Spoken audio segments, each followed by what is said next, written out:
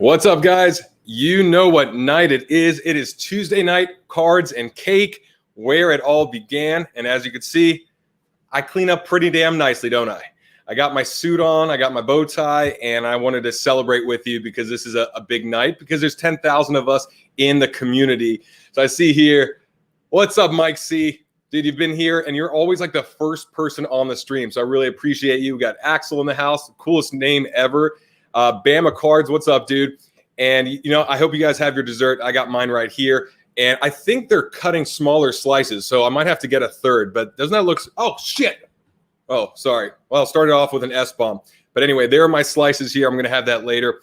And as people hop on, there's a couple topics I want to talk about, but then it is you and me, whatever's on your mind. I love just offering what I can and seeing what others in the community have to say. But a couple topics I want to talk about on this stream are, let's see, for one, we will have a contest. It's not going to be on the stream per se, but I'll give you directions as to how you can enter. And whoever is watching this now or later can enter as long as it's by Friday, but I'll give directions on that soon.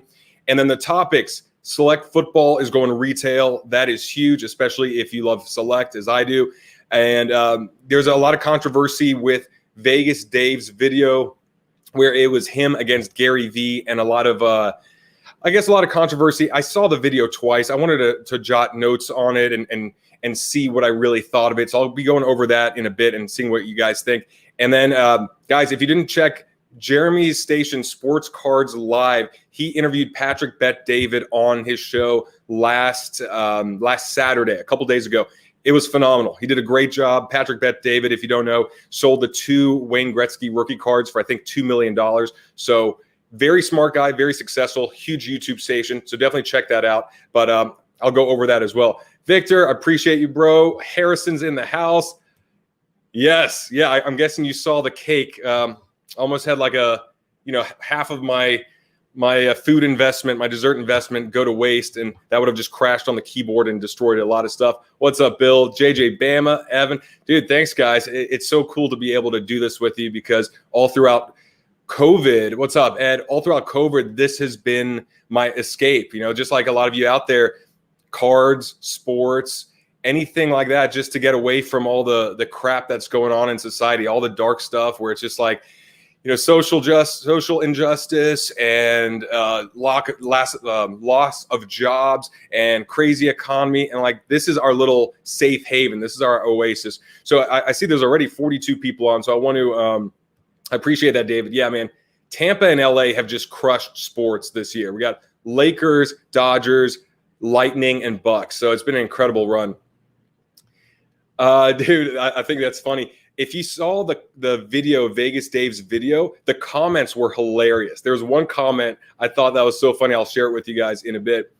And yeah, man, I clean up. I think I don't keep up with all the words like fire and drip and whatnot, but I think that means I dress nicely. So I'm telling you guys, I clean up well. I just usually look like crap because I don't care to do this. And I'm not even wearing underwear. I'm wearing gym shorts, but, you know, like, what's the point, right?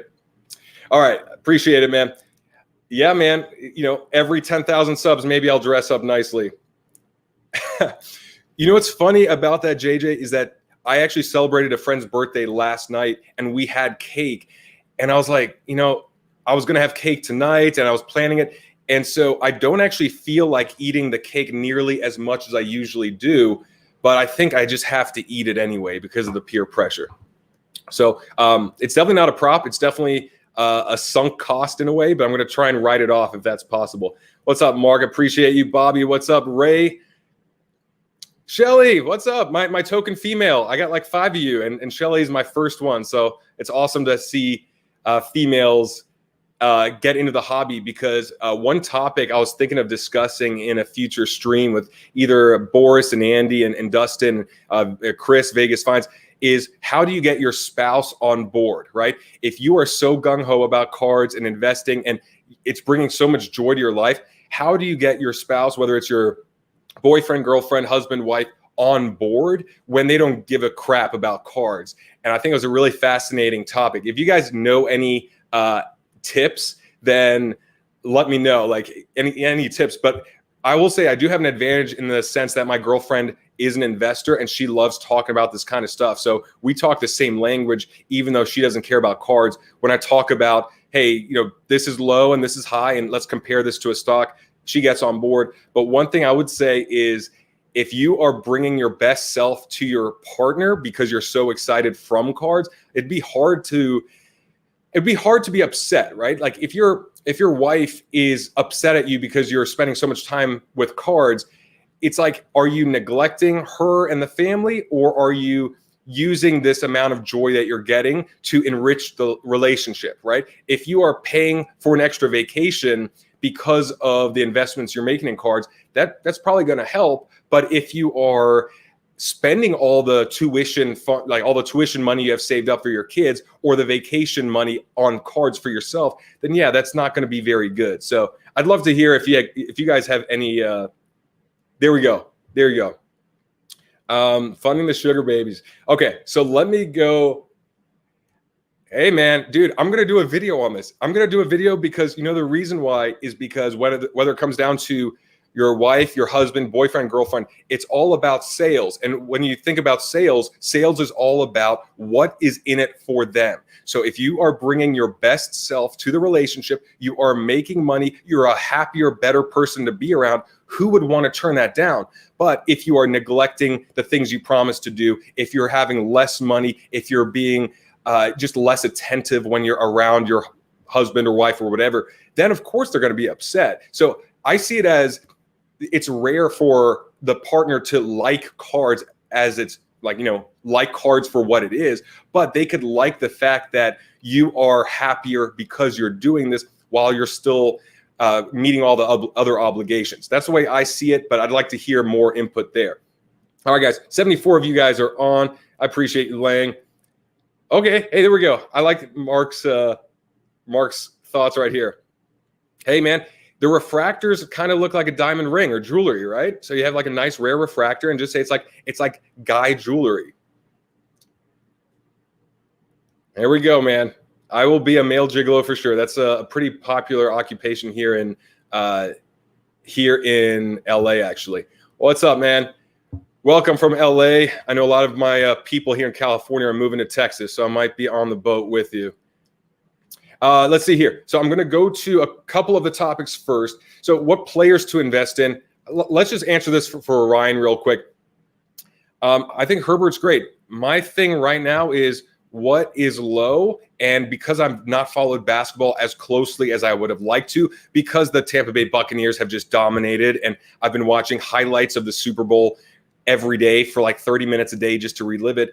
I'm kind of behind the boat on basketball. So what I'm looking at is NFL, what is actually low. And what I found is that a lot of NFL cards, a lot of football cards are actually still high and actually going up in price, even though the season's over. So there are a couple players so I was doing Christian McCaffrey a while ago because no one was talking about him, because very low, it was very low. And I know he's going to be on the top of the fantasy football rosters next year, but I don't see much opportunity in him now. Dak Prescott was another obvious guy a while ago, but his prices have soared. Deshaun Watson is out of reach. It's like his prices are higher now than even before the season began, and that's where there was a big spike. So, but I like Lamar Jackson. I think, for example, NFL players that I like right now are ones that have the most to gain from the NFL draft.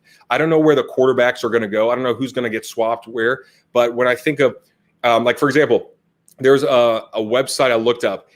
NFL, I searched like NFL draft predictions, or when they go through the biggest needs of every team. And so when I look at teams that need wide receivers, running backs, and offensive linemen, that tells me that their quarterback is good, but they just need another weapon on offense. They need another lineman to protect him. And I know that the Baltimore Ravens, for example, if they got a number one wide receiver, I could expect Lamar Jackson to do a lot better next year. But also, even if he doesn't, the hype around how he will be next year could be inflated even before the season starts. So look at teams that need a wide receiver, that need a quarterback, that need a running back, and see what makes sense. Because if you could piece that together and go like, all right, well, you got some great wide receivers here, but a lousy quarterback, and you think they're going to land a quarterback, well, then maybe those wide receivers are some good picks, because if they landed Deshaun Watson or Trevor Lawrence or something like that, then maybe all of a sudden, boom, those wide receivers go through the roof in anticipation. All right. I'm not following hockey cards, except there's one card I've been looking at, which is Nikita Kucherov.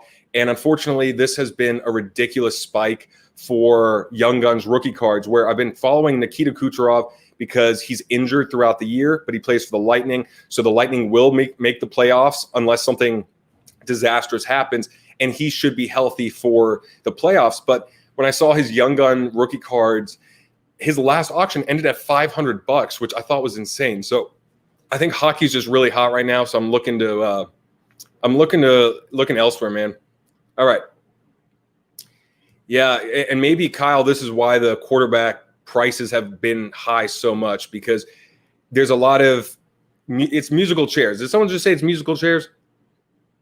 I thought someone just said it's musical chairs. But anyway, it's kind of like that, where we have no idea who's going to start and who's not. But whatever players are low right now, or whatever cards are low right now, that's where I'm going to focus first, because I don't want to be buying into what could be if the prices already are at such a high level that they're priced at what ought to be versus what could be. Because like Deshaun Watson's prices went through the roof, but what if he doesn't get traded? Then all of a sudden you're paying like $1,500 for his Prism PSA 10 when it was $700 not too long ago, and he's still in Texas. Well, that would suck for him. Okay.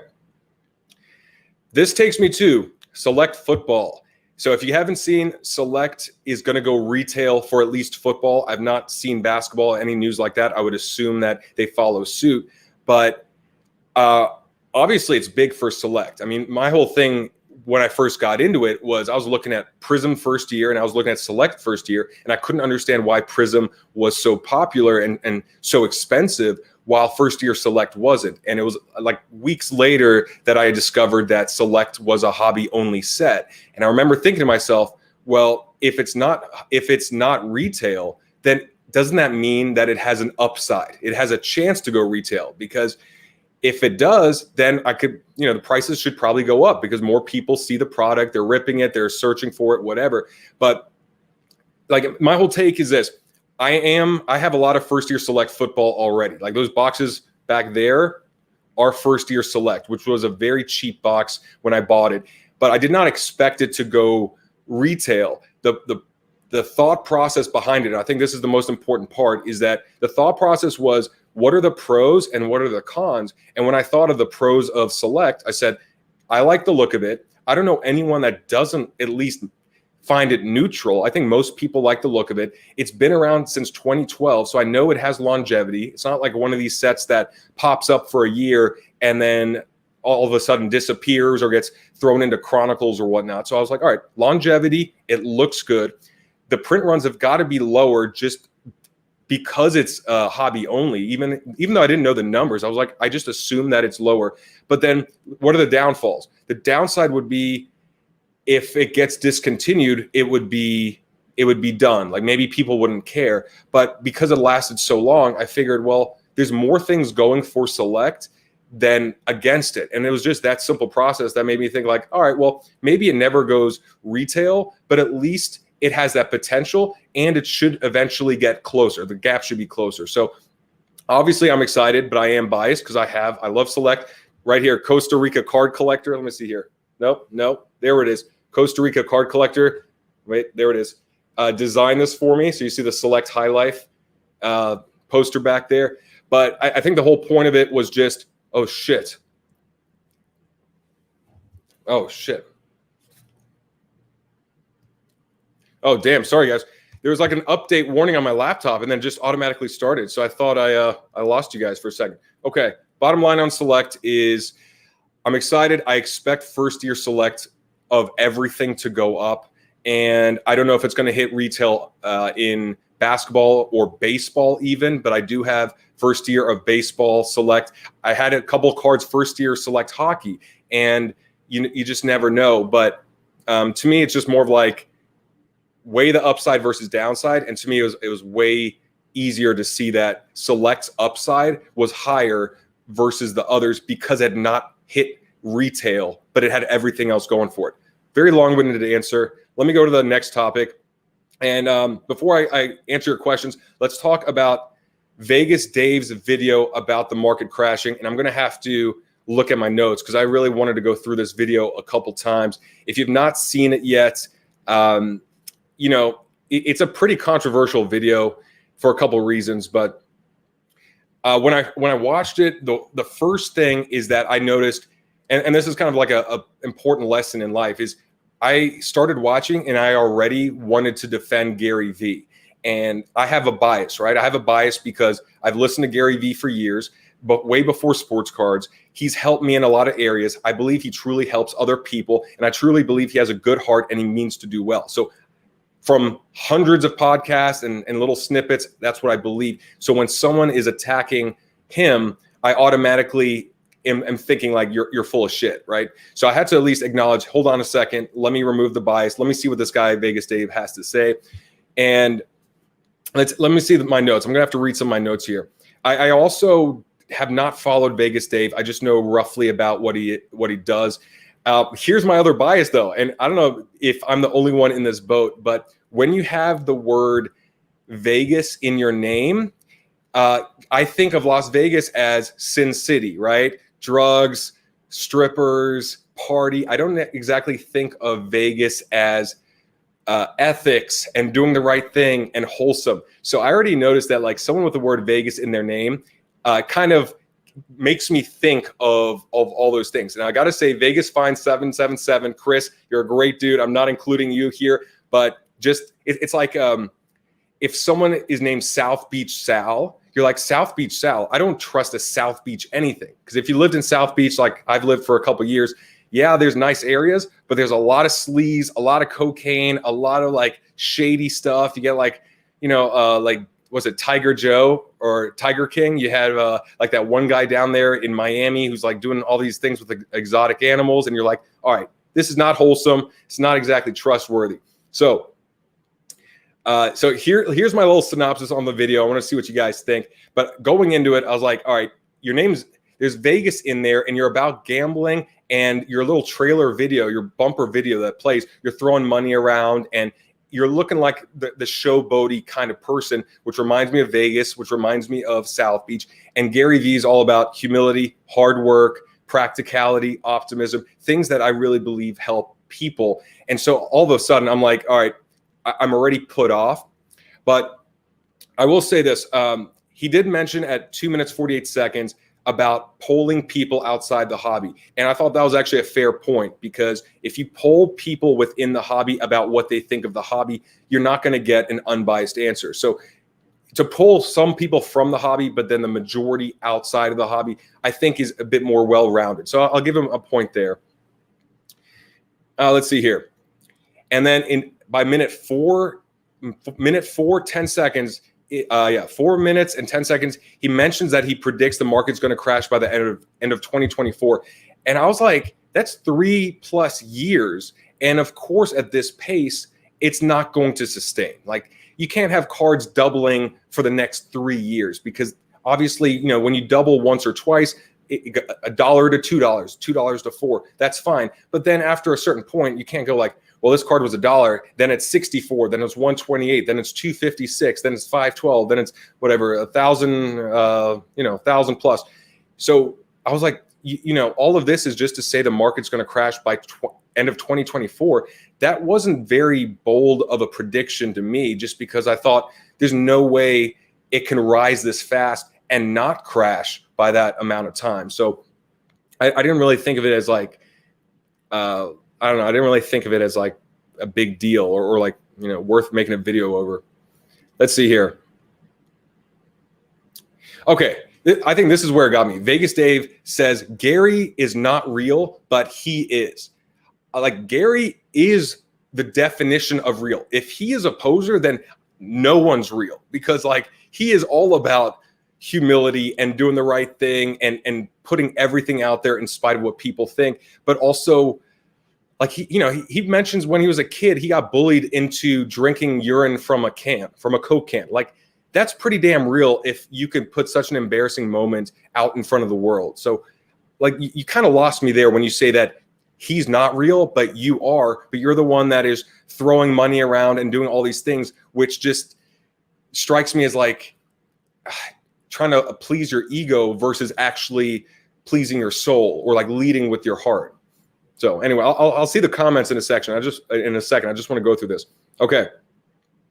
Minute 7 talks about the crazy spikes of MJ cards. Yes, the cards can't double every few months for a long period. Makes sense. Okay. He does talk about the downfall of fractional ownership and why investors coming in can quickly overinflate prices.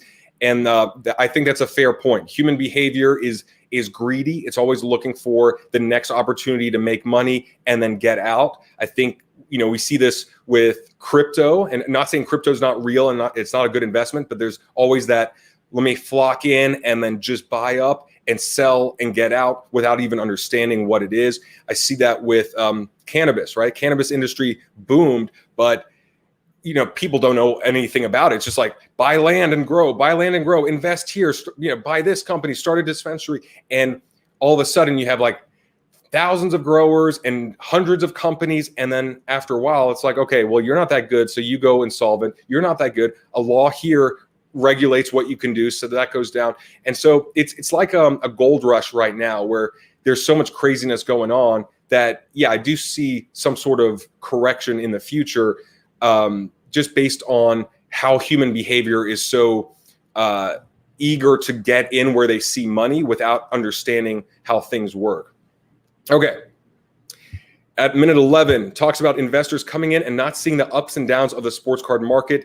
Yes, very true. People rush in, this card's going up, I buy it, I assume it's going to keep going up, and then I sell. But we also saw that back in July and August, where a lot of those cards peaked in mid-August to late August, and then people are like, this is a stupid amount of money to pay for this card. So then they stopped, and then people were stuck holding those cards when they weren't worth much, and either they sold for a loss or they held, and maybe they're able to hit that number now, but definitely saw that.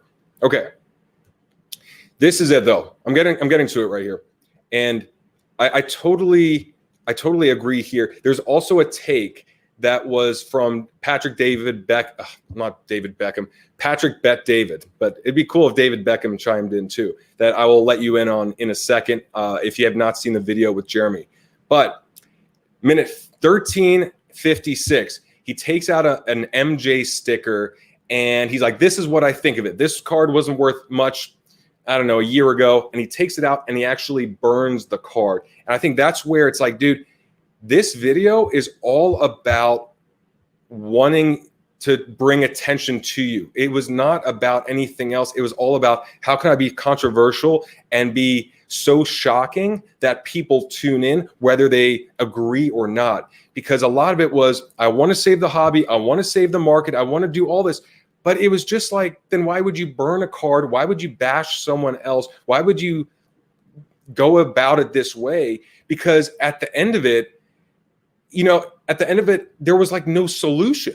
It's like at the end of it, it's like, so you wanted to save the hobby. You're telling us all these things, but where's like okay, guys, I know this seems scary. I know this seems real bad. So this is what we can do. And this is why it will work to save the hobby from crashing.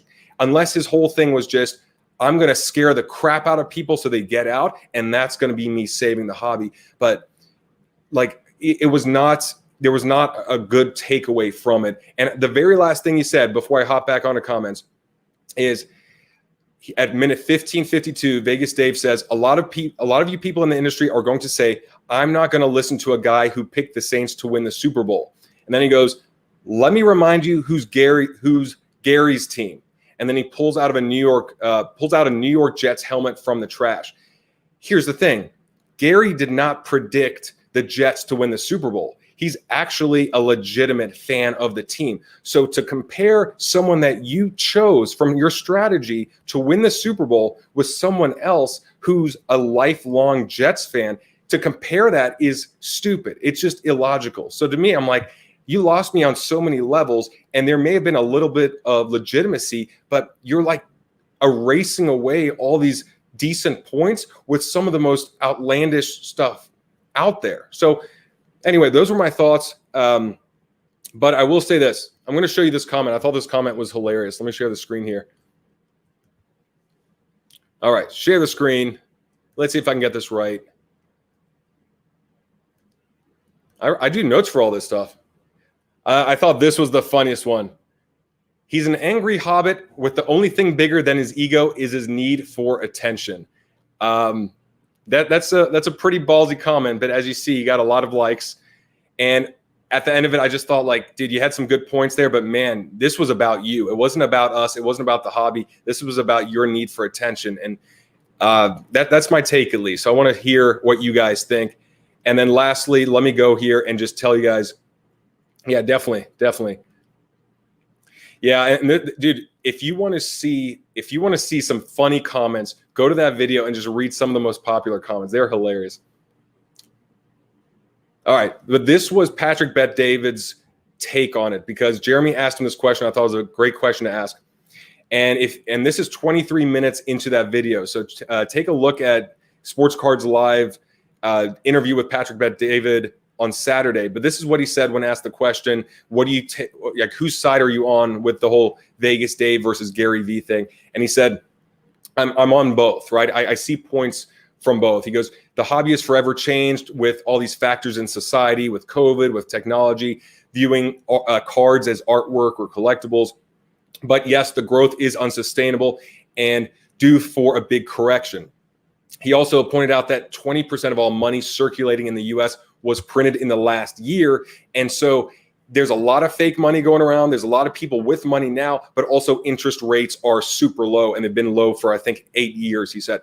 So his thing that I really took away was, he goes, interest rates may increase at the end of 2022. So that means that it might be like this for the next year and a half of just money floating and everything seems like it's good, but get ready for 2023 if interest rates go up. And what I really liked about his take was that he actually provided some data and some numbers that helped me understand the factors a bit more than just yelling that one person's right and one person's wrong, which, you know, never does anything. So that was long-winded. But I want to take a look at what you guys are saying here. Oh, I appreciate it, Mike. Thanks, man. Very cool. I mean, look, man, dude, here's the thing. I would love to do this because I don't like bashing people, but I got to say, like, what was the productive side? Like, I want to be objective. I want to say, like, dude, this was right, but why did you have to go and burn the card? Why are you spending so much time bashing Gary V versus proving your point? Because that's not how a high caliber person works, right? Dwayne "The Rock" Johnson does not go around bashing other people. He's too focused on his own success and making the impact he wants. Gary V does the same thing. He's like, I'm focused on me. I got gratitude for everyone else, and people use my name, they use my videos for their own gain versus, like, you know, like, versus focusing on themselves and what they can bring. So anyway, yeah, there was a good, it's funny, you know, you're saying that and your name's Paul D, which reminds me of Pauly D from Jersey Shore. But dude, like, that's just not my style. I like Gary V's style way more, but both have points. It's just the way he came across, I thought was horrible. Appreciate you, T. Thanks, man. I got this suit for free. It's a Hugo Boss suit. I got it for free when I was doing auto shows. I was actually traveling around the country doing auto shows for the last couple of years, and they give us 2 of these suits, and they're tailored to us. And this is like my oldest one that's actually a bit snug because I put on some weight, but I appreciate you. Yeah, it looks like most people are on Gary V's side. I really like Patrick Bet-David's take on it because he was like, I'm going to be objective. It's not about personalities. It's just, here's what's going on in the economy that's going to affect everything, including sports cards, but stuff that's way out. Okay. Take on modern basketball. Dude, I do, man. Here's the thing. And I answered this a bit earlier, but I'm all good. Whatever's low interests me. The difference between vintage and 80s and 90s versus now is that I have a lot more of a sense of security with all these Hall of Famers. But when their prices are through the roof, it's not like modern is not going to be a thing because we love the fact that we can watch sports and tie it to the cards we have. Like that's fun. It's fun to be like, dude, hit, you know, go for 50 tonight and then this could be a great time to sell, or at least then the cards will be worth what I paid if I paid too much a couple weeks ago. So to me, I understand modern's more risky as a whole, but I'm totally down with modern because I think it's the more fun aspect of the hobby, while vintage is the more secure long-term approach. Like when vintage goes down, when modern goes up again, I'll look into vintage knowing that, all right, this is a good time to buy the Kobe's and the Jordans and whatever else. But when modern's low, I mean, I'd go right in. So I will say with basketball, I've not been very good. I just have not cared because my football team has won and my hockey team's kicking ass too. Yeah, that's a good point, Ryan. Here's the interesting thing about travel, because at first I remember thinking to myself, is this going to be is it going to be like slower when people can travel? If people can go on vacations, will it be slower, or will this just allow more card related events? Like, will people travel more because they can now go to conventions? Maybe there'll be 2 nationals. There'll be more excuses or reasons to go around to card-related things. And one of the biggest highlights of the hobby to me is face-to-face interactions around cards. Like when I was a kid, the highlight was always where can I trade cards? Because I always liked seeing new ones and then trading versus just holding the ones I had, because after a while, like they kind of lost their novelty. They lost the excitement. So I wanted to see, well, you have this card. Well, I'll give you 2 of these for one of those. And then that will hold me over for another couple days or a couple weeks, a couple weeks or whatever. So I wonder if traveling will actually balance out, because now people can travel to a lot more shows, and maybe there'll be more events, more exhibits around sports cards rather than just the national and, the one in Dallas and, the local ones. Okay, let's see what else we got here. What other comments? All right, so I'm way down on this. Yeah, dude, Gary Vee, he would have auctioned it off for charity, or he would have given it away. But that's his personality, is what is the right thing to do, and he would have done that. He would never have burnt the card, because he also respects the hobby. How do you say, I love the hobby, I want to save it, and then burn a card? Because even if it's a $5 card, well, give it to a kid for $5. Like, give it, say, like, here's a card. And maybe you just have a Michael Jordan fan that just wants to hold on to that card for the next 20 years. What's up, Dustin? If you guys aren't following Dustin's channel, go follow it. He's awesome. He makes like 9 videos a day. I can't keep up, but they're always good. Yeah, he definitely wants to buy the Jets, but here we go. Okay. Hey, if you're not a fan of Gary Vee, that's cool. I mean, like, I was one of those guys that at first I didn't like Gary because of how fast he spoke, and he kind of had an obnoxious voice, but then he grew on me. And the more I absorbed of him, the more I was like, all right, this guy knows a lot of stuff, but he's really just preaching really good values. So, but to each their own.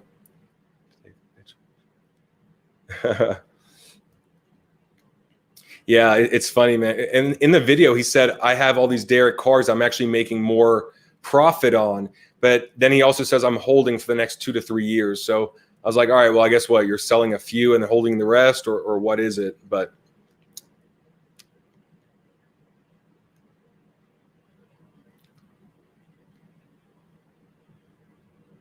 what's up, Darren? How you doing, man? That's interesting. Dude, yeah, that's crazy. All right, I guess let me go down here on the comments. I did not. So I would like to hear what Ken Golden's rebuttal would be, because I think that'd be very interesting. Because if you don't know Ken Golden, he's one of the top auctioneers out there, and I don't know too much about him, but definitely respectable in the hobby. Yeah. Is this an SGC? Is this my SGC right here? SGC slab or a BGS 10? Okay, so select retail. There's one picture I saw, and it just said it was delayed, but I think the original date was March 31st or March 13th. I want to say it was something like that, and then it said it's a delay. So, but here's the way I see it, is like, that's select football, right? So the way I'd be thinking of it is that select football is delayed. What does that mean? What can I do right now up until it's released? And that means if I didn't have the select football I had, I would look into it. Like, it sounds biased because I own a lot of it. A lot of it's at PSA. But the way I would think of it is, okay, if this is going to hit shelves, what are the odds that it hits basketball, it hits baseball, even though they're not the licensee of baseball. But if you look at first-year Trout cards in Select, they still go for a decent amount. Hockey as well. I know they had older Select hockey. I don't know if they do hockey now, but I'd be thinking, is this the beginning of a trend for the other sports as well? Or do I think that it's only going to be football? And I would imagine they do it with basketball and whatever other sport they can. That's just my guess. So whenever it comes out, I would just be planning for it and then thinking, hey, maybe Prism or Optic, maybe Optic will go down in value because of Select's release. Maybe Optic will kind of get left behind, or Mosaic. I was thinking to myself, well, what if Mosaic really gets lost in the shuffle because it's a new product, and now when you have Prism and Optic and Select as retail, maybe Mosaic is just like, goes on stupid low sales, which if you look at the price charts of a lot of guys, Mosaic has dropped down quite a bit. So maybe it continues and then it becomes a buying opportunity there. Absolutely, man. Yeah, it's funny. Even in the video, Gary's like, the next 3 to 5 years will be the time to invest in sports cards. From back in 2019, it may have been 2018, but 2019. So if you do the math, you're like, hold on a second. If he says the next 3 to 5 years, then that would be about 2024 anyway. Why would you include that in your video if that's actually proving his point, or at least like indirectly proving his point? I don't know. I don't know if this is referring to me or not, but it is amazing that the gyms are now open outdoors here in LA. I have been going to the gym. I'm back on creatine. It's like a very cheap, amazing supplement, and it fills your muscles with water and makes you look jacked. So I do feel really good right now.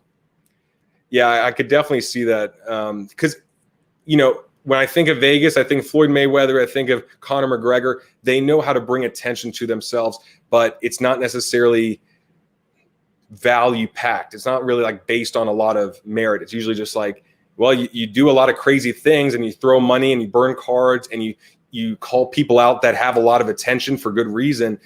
But does that mean you are doing the right thing or doing good? Not necessarily. All right. Let's take a look at this here. Okay. Here's the thing, Ziggy. If that happens, I would imagine that would go up in value too, right? If it's like, hey, it's really affordable for kids, and then it starts off affordable, but then people are like, hey, this is really cool. Maybe it's worth something. And then they get it. And then all of a sudden there's a demand for that. And it turns into like NBA hoops or, just like the Panini paper cards that they have or something that's lower end. And it just keeps going and it might still be out of kids' reach. I don't know the answer. I really don't know the answer for kids though. And that's a really important part because a lot of us got in because we did this as kids.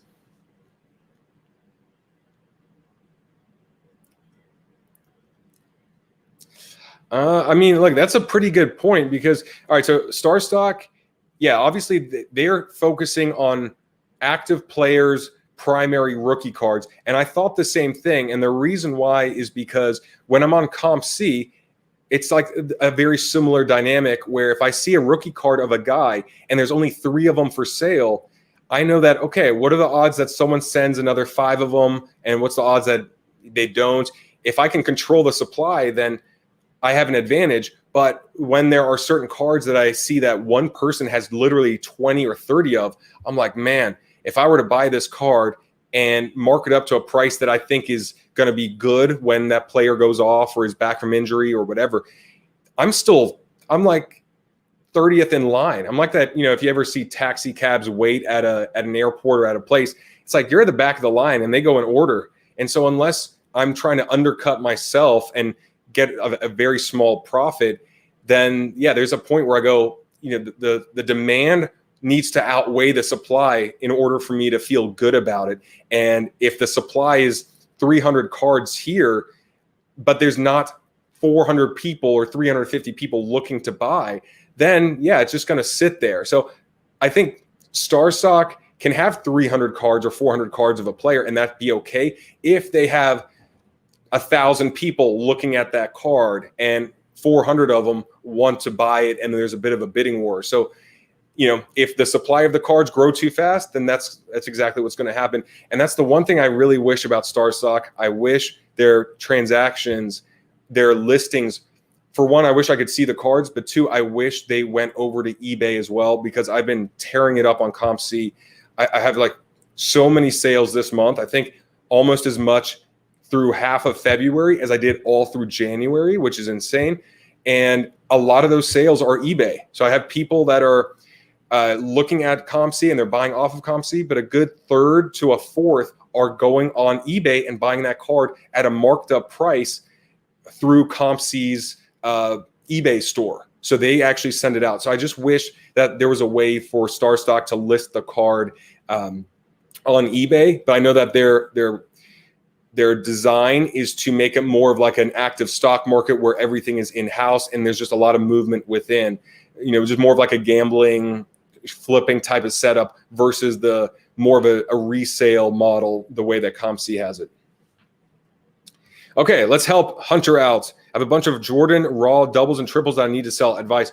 Okay, so first thing I would do is, honestly, if you don't know what the value is of these cards, if you think that they're not very valuable because they're not numbered or they're not refractors or anything like that, then I would go to CompC, because CompC is really good for raw cards, especially if they're not super rare. And I would look to see how much are they selling for and when was the last high price or when was the last sale or the highest sale, and just go off of that. Because if I see that there's a Jordan card you have, that there's 4 for sale ranging from $8 to $16, and the amount of work needed for you to list it on eBay, ship it up, and send it over and deal with a potential return, to me that wouldn't be worth it. I'd look at the CompC and then just send it there. But if it is rare, then that's a different thing, where if it's rare, then I might take it to a local card shop, see what they think of it, if it's in great shape, and then perhaps grade it. But it really depends on the card. What's up, Michael Ham? Go Bucks, go Bucks. All right, let's see. Nice. Yeah, man, I hope the traveling really just conveys over to sports cards. Oh, yeah, man. Well, I mean, I see. Here's the thing. The Bucks kind of just had a cheat code this year. They went from suck to Super Bowl champs in 1 year, which is really surreal. And the Rays are that team that's like, they're the underdog. They are the Rudy. They're like, we have no money. We have got to build people up from our farm system. We've got to develop them and hope that we win before everyone else realizes how good they are and then signs them to a huge contract that we can't afford. They also play in a horrible stadium. Okay, let's see here. Ziggy, best grading companies moving faster to... who are the best grading companies moving faster to return back cards? I mean, I think HCG is the only one I've heard of that is doing that, because they're really limiting the amount of cards that are going there. But it really depends. Do you want to get these cards back to sell at the most amount, or is this for yourself, or do you not care? Because, if this is to resell, then of course you got to do some math. Well, PSA is by far the most reputable company for modern cards and all that. And the super rare cards, a lot of them are through BGS. But when I go on Market Movers and I see the way that BGS 9.5s are priced, they're getting closer to a PSA 9, which is a less mint card, right? So a BGS 9.5 should be a better shape than a PSA 9, but a lot of times those prices are like right there, and the PSA 10 is further away. So you figure out what's important to you, and that can just go card by card. If you have something very rare and a player that you really want to get back soon, then maybe it's just worth paying the $50 through PSA and just sucking it up, knowing that if it's a 10, you'll be fine. If it's a 9, you still could break even or be ahead.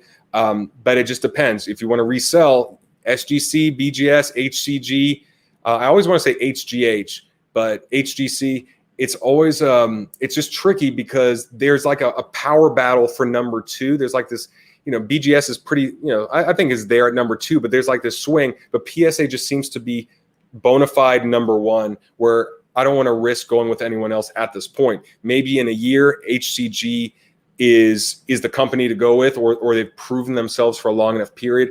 But anything that is brand new, I just don't want to.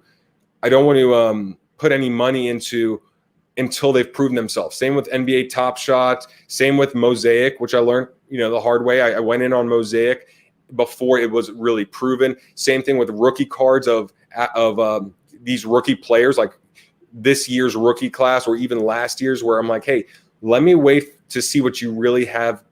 Let me see what you really have to offer, and then I will decide how much I want to go in. But when things are new, prices are always typically higher. All right.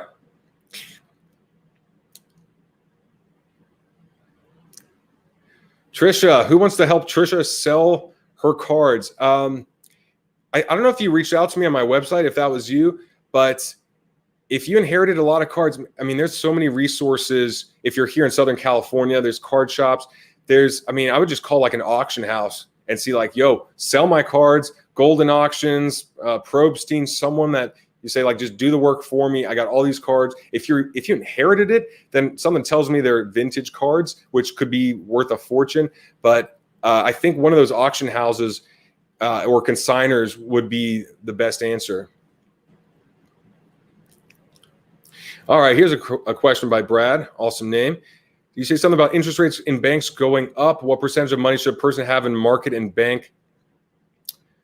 I mean, look, dude, I was certified through Dave Ramsey, so he was very much like 6 months of an emergency fund saved, and then the rest going to like index funds and mutual funds, and then you save for your house. He's very much as conservative as possible. So I like the idea of 6 months, 3 to 6 months of emergency fund is just a very sound number.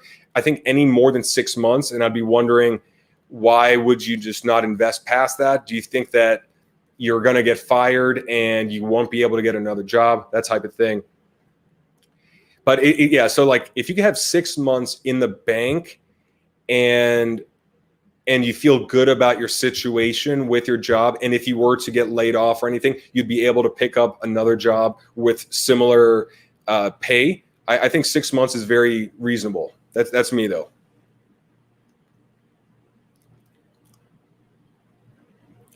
All right, let's see. Internet, smartphones, lounge shipping.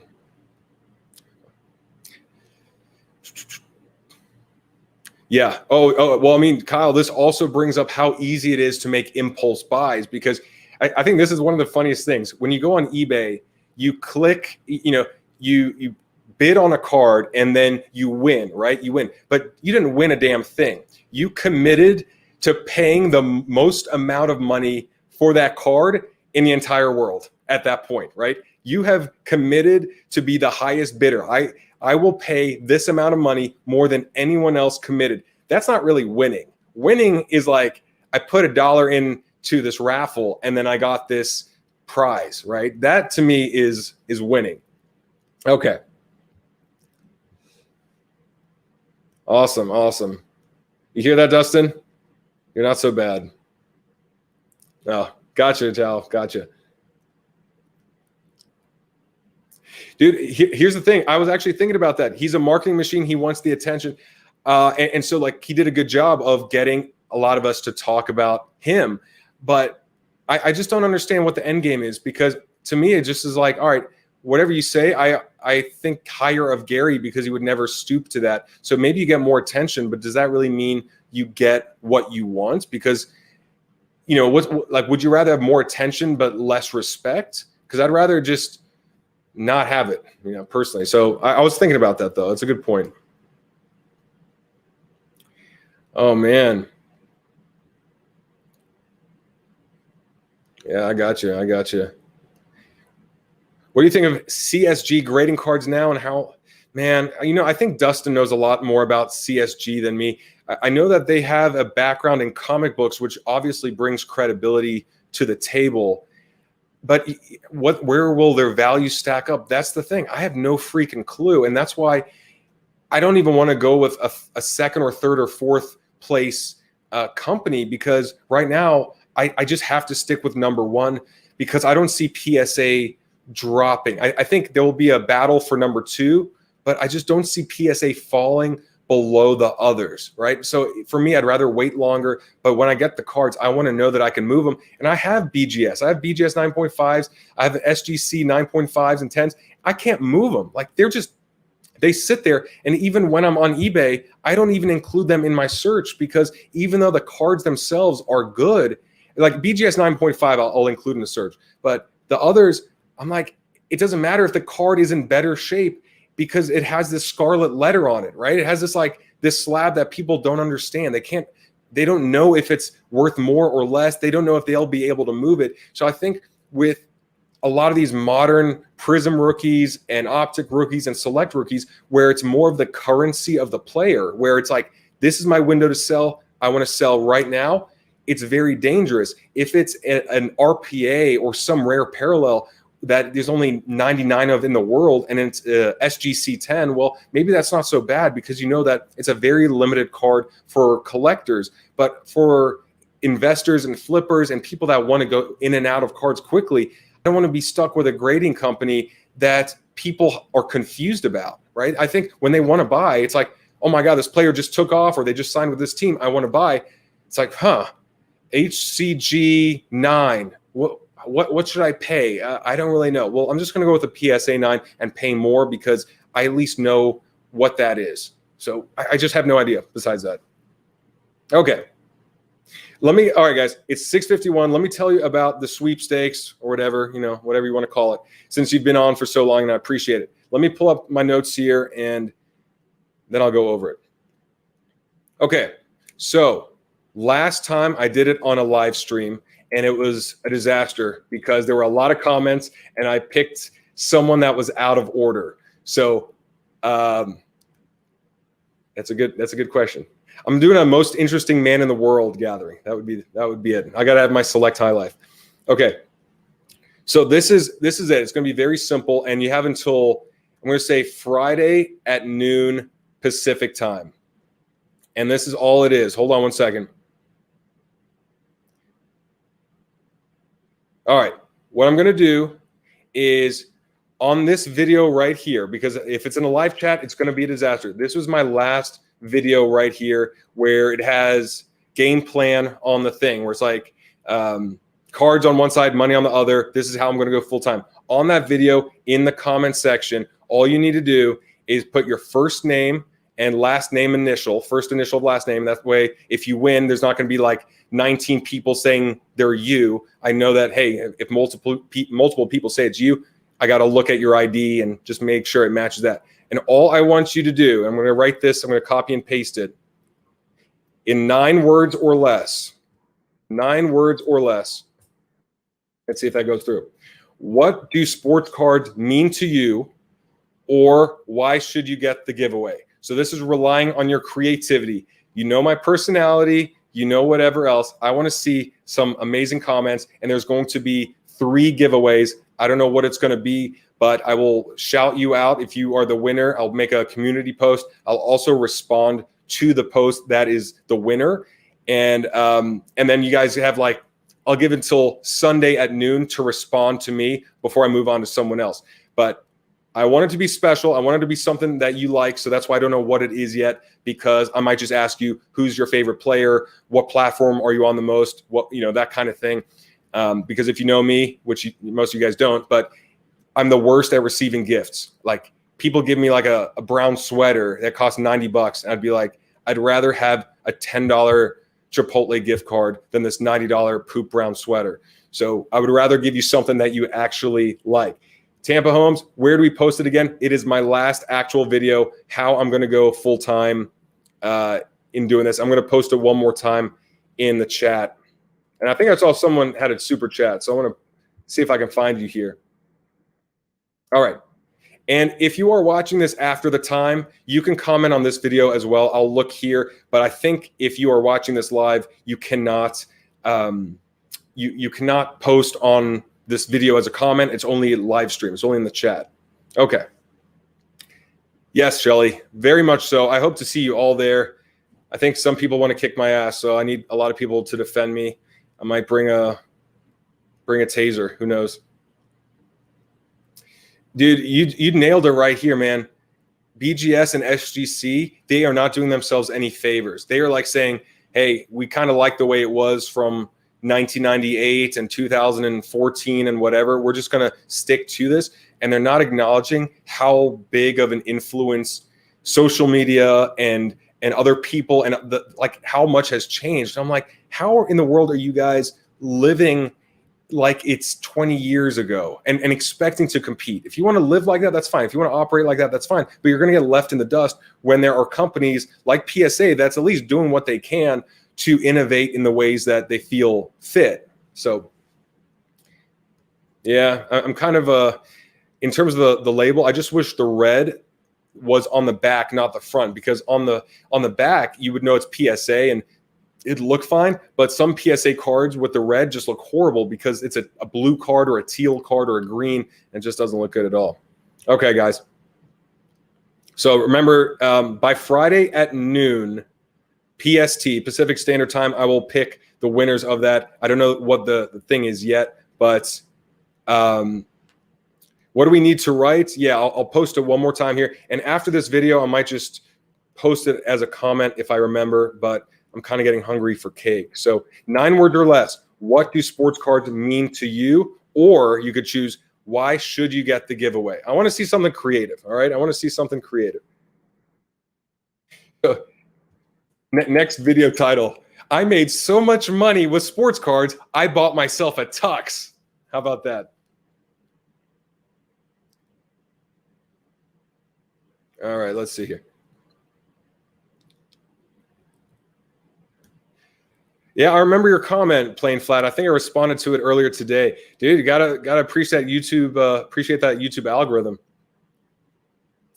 I mean, in terms of vintage is super safe overall. It's just going through a huge resurgence right now. So if I had vintage, I would be selling, because I think as we enter, I mean, like Jeff did a great video on this talking about the different points. Just think of the time of the year it is. We don't have baseball. We have football ending. We have basketball in a very weird situation where everyone looks mediocre except for 2 or 3 teams. Luka and the Mavs are, I think, below 500. Trey and the Hawks are below 500. A lot of teams are just looking like really crappy. I think if there were 10 teams that were really crushing it and then 20 teams that were really sucking, but there were 10 that looked like any team of those could win it all, I think then the modern cards would be a lot better. But right now it's like, oh, okay, Clippers are pretty good and Lakers are doing well and whatever, but so much mediocrity. And I think because Luka and Trey and some of those guys that were really hyped before the year started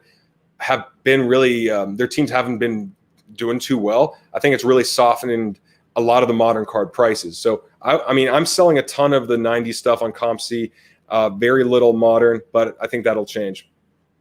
All right, guys, 2 more minutes before I head out. Yes, I'm going to eat that cake. Dude, I just found out that there's a Fullerton card show. I didn't even know about this. So I'm planning on going, I think, next Saturday or the Saturday after that. And I'd love to film it. I'd love to meet you guys there, because I want a face-to-face show. I thought California wouldn't allow any of that. So that's super cool. Yes, I'm making so much money I can collect. Dude, I'd love to have a Mike Allstott RPA. He was the man. Allstott and John Lynch were my favorites. Derek Brooks as well. Thank you, Shelly. Thank you, Shelly. Kind of reminds me of that movie. Have you seen I Love You, Man? With Jason Segel and Paul Rudd. It's a hilarious movie, dude. All right, guys. Cards and cake. Time for my cake. I dealt with the cards. I want you to write down in 9 words or less your favorites, what sports cards mean to you or why you should deserve it. And then I am going to pick a winner Friday. So I'm going to eat my cake. I was on the fence earlier, but this live stream has really worked up my appetite. And plus, these cake pieces are a bit small this week, so I think I can handle it.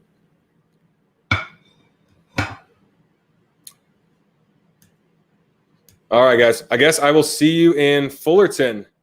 Oh, sweet. All right. West Hollywood, my old stomping grounds. In fact, I was biking through West Hollywood earlier today. Yeah, for sure, for sure. Very cool. Very cool. All right, guys. Have a great night. I will see you in the next video. Take care.